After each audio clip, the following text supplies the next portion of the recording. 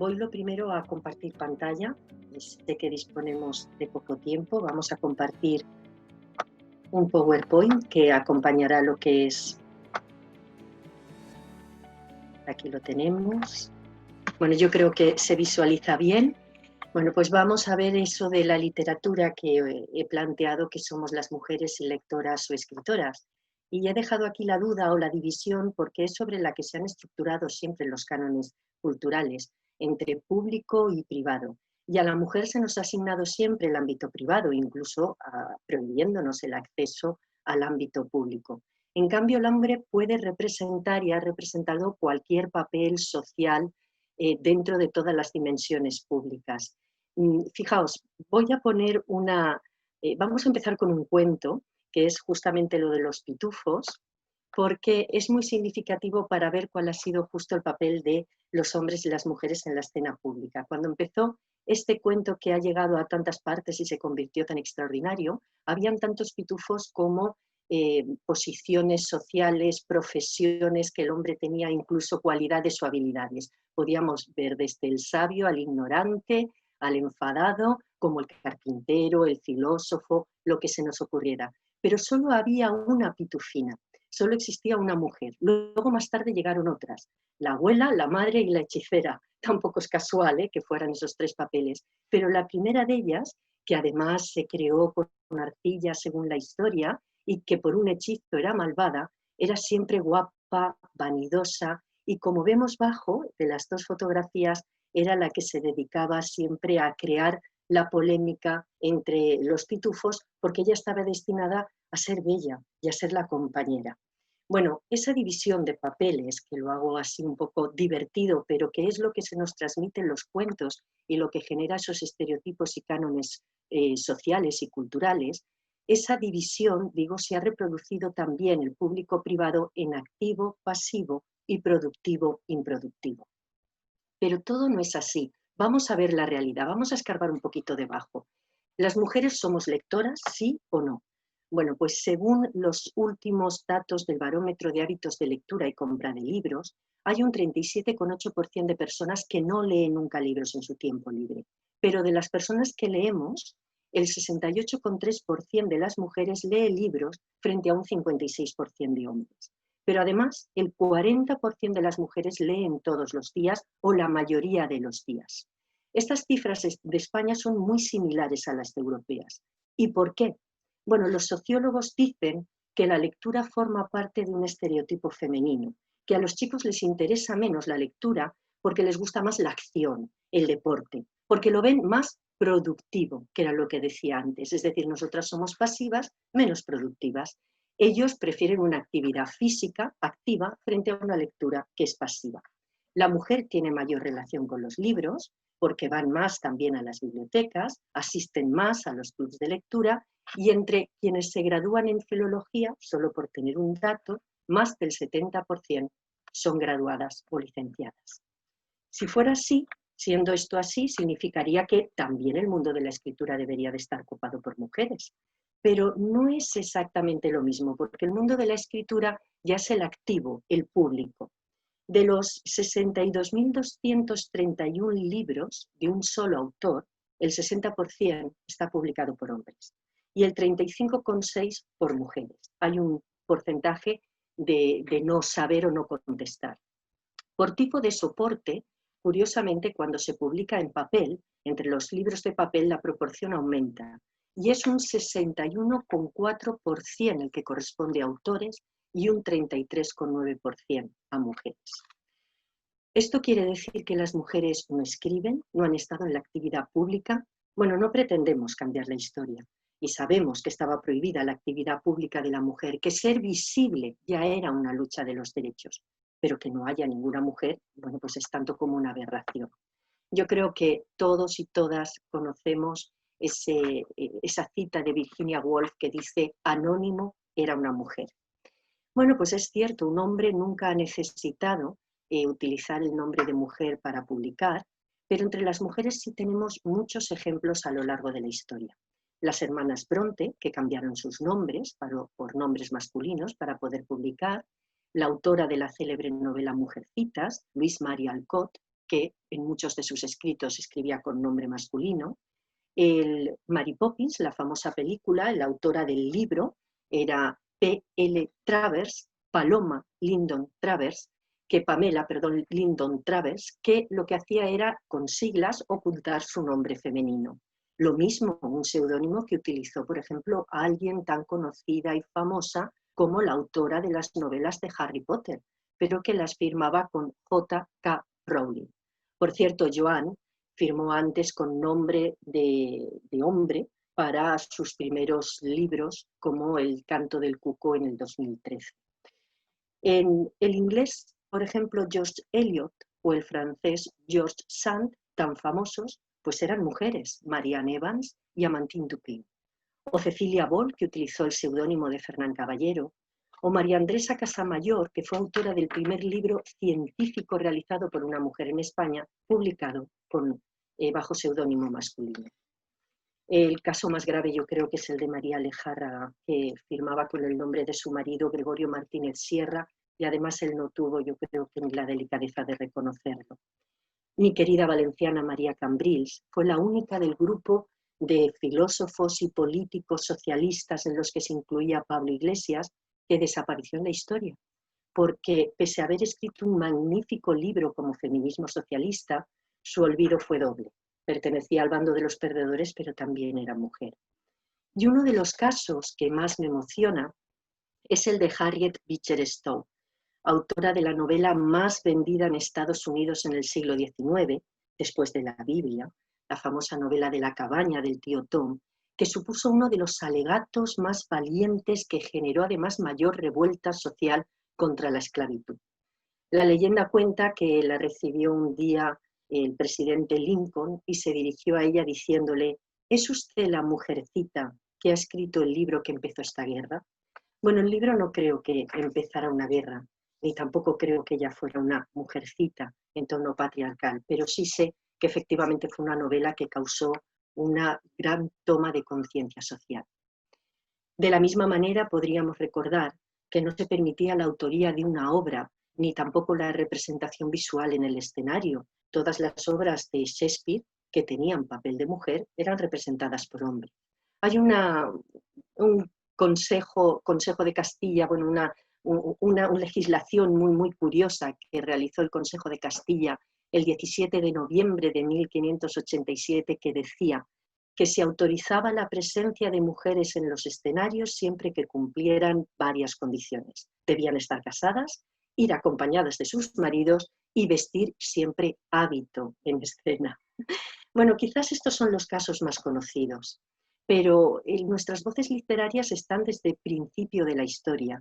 Es más, la primera voz literaria, no de mujer, la primera voz literaria es de Eneduana, en 2500 años antes de Cristo aproximadamente.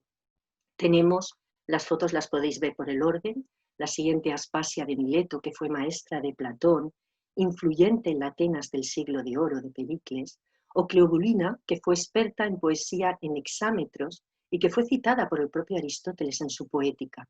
O tenemos a Fátima Alfiri, que fundó la primera universidad del mundo, todavía operativa además, en el año 859, que es la Universidad de Caraguillín,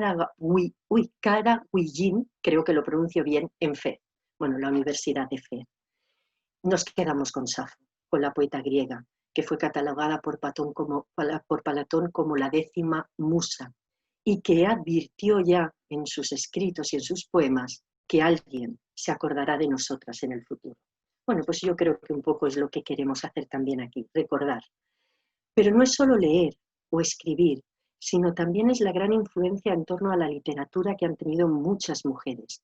Mujeres como María Moliner, la bibliotecaria y filóloga, autora del mejor diccionario español que todos hemos tenido en nuestras casas y que yo me la imagino en la sala de su casa, en la mesa principal, la única que tenía, que compartía con sus 4 hijos, en fichitas, recogiendo durante 15 años toda clase de palabras, léxicos y conceptos, pero que no fue admitida en la Real Academia de la Lengua. o Ángela Ruiz Robles, ignorada inventora del ebook, o Mariluz Morales, periodista que durante la Guerra Civil fue la primera mujer en dirigir en España un periódico de ámbito nacional como La Vanguardia, o María Goidi, investigadora, la primera mujer en licenciarse en Filosofía y Letras en España, que investigó sobre el romancero español, pero fue su marido, Ramón Menéndez Pidal, quien pasó en este caso a la posteridad. Porque muchas mujeres han quedado también silenciadas bajo el nombre de sus maridos o de sus compañeros. Ocultaron que ellas existieron y que tuvieron relevancia en el mundo de la cultura. Yo creo que el ejemplo más representativo lo tenemos con las extraordinarias, las sin sombrero, las mujeres de la generación del 27, que aquí las vemos cómo compartían mesa, mantel, pensamientos, discusión, letras y arte con sus compañeros, pero que nos ha costado muchísimo de recuperar. El papel de la mujer va más allá, porque Carmelina Sánchez Cutillas, que es este año 2020 la poeta declarada por la Academia Valenciana de la Lengua, tiene un precioso escrito que se titula además Dona y literatura, donde señala que la mujer jugó un papel de transmisora oral de leyendas, historias, cuentos desde siempre, que ha sido una narradora como las trovadoras que aquí vemos del siglo XII, como Beatriz Díaz, la condesa Beatriz Díaz, o como señala Irene Vallejo en su famoso libro fantástico, El infinito en un junco, que le gusta pensar que la relación entre literatura y costura tiene mucho que ver, porque era la mujer la que narraba, la tejedora de relatos, porque textos y tejidos comparten palabras, la trama del relato, el nudo del argumento, el hilo de la historia, bordar un discurso, urdir una intriga. Como dice Esther Tusquets, desde Sherezade hasta nuestras abuelas y nuestras madres, las mujeres han almacenado historias, han sido geniales narradoras de historias. Pero habremos sido la voz o la narración. Yo lo que creo es que se nos ha negado, en cierto modo, la posteridad. Y es que el camino al reconocimiento social es complicado. Uno suele leer aquellas novelas o aquellos libros que aparecen en los medios, que se premian, que se difunden, que son noticia, que tienen su publicidad y su promoción. A mí me ocurre, nos ocurre a todos. Los referentes son esenciales y los referentes públicos pues se han inclinado la balanza siempre hacia uno de los dos géneros. El premio internacional literario más conocido sin duda es el Nobel de Literatura. Desde su creación en 1901 se ha premiado a 17 mujeres, frente a más de 100 hombres. El premio Cervantes tan solo ha galardonado a 5 mujeres frente a 39 hombres desde 1976. El premio Planeta ha distinguido a 18 mujeres desde 1952. He incluido ya las últimas también, está totalmente actualizado. Y bueno, no hace falta irse muy lejos. Yo siempre recuerdo que en 2012 el premio Ciudad de Valencia de poesía se le concedió a una muy querida amiga, Elena Torres, en su 30 edición. Se ve que hasta entonces no había mujeres poetas en Valencia. La Real Academia Española, la RAE, se creó en Madrid en 1713, pero no fue hasta 1874 cuando encontramos a la primera mujer, a María Isidra de Guzmán, nombrada socia honoraria, pero sin sillón, porque bueno, todavía no le llegaban para el sillón para una mujer. Fue en 1978, más de 2 siglos después, cuando le toca el primer turno a Carmen Conde, que al ser nombrada además mujer académica dijo en su discurso: vuestra noble decisión, creo que lo tengo aquí, no, vuestra noble decisión pone fin a una tan injusta como vetusta discriminación literaria. El último informe del Ministerio de Cultura, que se acaba de publicar hace muy poco y salió recientemente en los medios de comunicación de la semana pasada, señala que el 82% de las direcciones de instituciones culturales lo ocupan hombres. Las mujeres, dice el informe, son las sostenedoras del sistema cultural, pero no deciden. Y es que los estereotipos están ahí, y eso es lo que nos pesa. Y con esto voy concluyendo. Distintos estereotipos que se han ido haciendo o creando sobre la mujer y la literatura. En primer lugar, aquí lo vemos en este libro tan extraordinario que dice, bueno, de la perfecta casada en 1583 de Fray Luis de León, que defiende la idea de que la mujer debe aprender a leer, pero permanecer siempre en silencio. No debe aprender a escribir, ya que nunca jamás una mujer puede saber más que un hombre. Como recuerda siempre mi querida amiga novelista Rosario Raro, mujer que sabe latín, no tiene marido ni tiene buen fin. Y fijaos qué cosa más curiosa, hay una película que la vemos una y otra vez, la película de Frank Capra de Qué bello es vivir, donde además los estereotipos ahí se reproducen también casi sin darnos cuenta, es que los absorbemos hasta por los ojos. En la escena donde él está recordando, el protagonista, qué hubiera sido de la vida de las personas que están a su alrededor si él no existiera, aparece su mujer. Y aquí la vemos felizmente casada, con él, riendo, estupenda, guapísima, con su hija, pero en la otra foto lo que vemos es que ella ya no es una ama de casa feliz, sino que es una persona amargada, austera, poco atractiva, huraña, con gafas, con moño, solitaria y bibliotecaria. Estaba a punto de cerrar la biblioteca cuando aparece por ahí por la calle porque no tuvo con quién casarse y se hizo bibliotecaria. Bueno, no está mal, ¿no? La pregunta actual sería si hay literatura de mujeres y literatura de hombres, o más bien literatura para mujeres y para hombres. Y yo creo que eso todavía sigue pesando cuando uno se acerca a una librería a comprar un libro. Las mujeres no discriminan a quien lee, pero los hombres sí suelen hacerlo. Muchas veces todavía se dice que parece que las mujeres escriben para mujeres, escriben de sus cosas. Claro, si eres mujer y has hecho una novela o has hecho un poemario o un ensayo, seguro que es de género o es para las mujeres. Y hemos descubierto, yo creo que a estas alturas, que la mujer ya puede escribir sobre cualquier género, pero sigue existiendo esa losa sobre una literatura escrita por mujer.